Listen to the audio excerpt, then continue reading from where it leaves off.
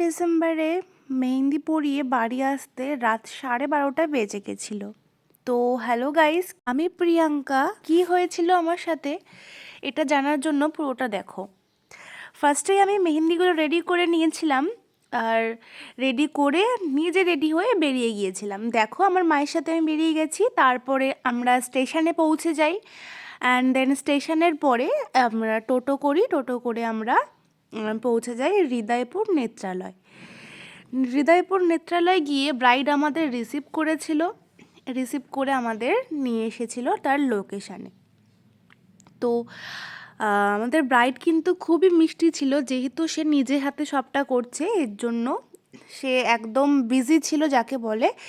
Busy থাকার কারণে সে বসতে লেট করে, যার ফলে আমাদেরও লেট হয়ে যায়। সরি গাইস, ক্ষমা চেয়ে নিচ্ছে, আমার ক্যামেরাটা স্পষ্ট ছিল না, আমি খেয়াল করতে পারিনি।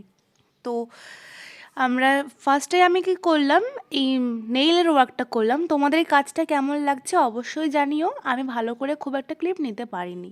তো এই নেইলের প্রোডাক্টগুলো ব্যাগে ঢুকিয়ে গুছিয়ে নিলাম, অ্যান্ড দেন এই যে ব্রাইডের বাড়িতে তবু একটু পেট পুজো করে নিলাম, একটু মিষ্টি খেয়ে। এইটা ছিল ব্রাইডের বাড়ি, যেখানে আমি নেইল করিয়েছি। এবার এটা হচ্ছে মেহেন্দি করার লোকেশান। তো এখানে আমরা মেহেন্দি পরিয়েছিলাম। তো ব্রাইড বসেছিল মেহেন্দি করতে, আমাকে টাইম দেওয়া ছিল 3:30, সেখানে ব্রাইড বসেছিল 8টার সময় মেহেন্দি করতে। 8টার সময় বসে আমার মেহেন্দি করে উঠতেই 10:30 বেজে গেছে। এরপরে আমি 13 জনকে পার্টি মেহেন্দি পরিয়েছিলাম। আমার সাথে আরও অনেকজনই ছিল, মানে টিম মেম্বার হিসাবে আমি আরও 2জনকে নিয়ে গিয়েছিলাম। তো তারাও পার্টি মেহেন্দির জন্য গেছিলো। দেখো, আমি এখানে ব্রাইডকে মেহেন্দি পরাচ্ছি। কেমন লেগেছে তোমার ব্রাইডের মেহেন্দি আর নেইলটা অবশ্যই জানিও। আর এই লোকেশানেই আমরা কাজ করছিলাম। ওখানে প্রায় 40 থেকে 50টা পার্টি মেহেন্দি হয়েছিল, সেজন্য আমাদের এতটা লেট হয়ে গিয়েছিল। আর বাড়ি ফিরতে 12:30 বেজে গিয়েছিল।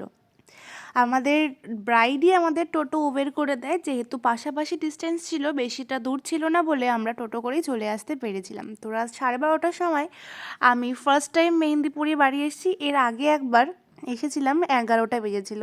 তো যাই হোক, সব মিলিয়ে আগের দিনটা আমার বেশ ভালোই গিয়েছিল, ভালোই কেটেছিল সব কাজ করে। তোমাদের কেমন যা লাগলো আমাকে অবশ্যই জানিও।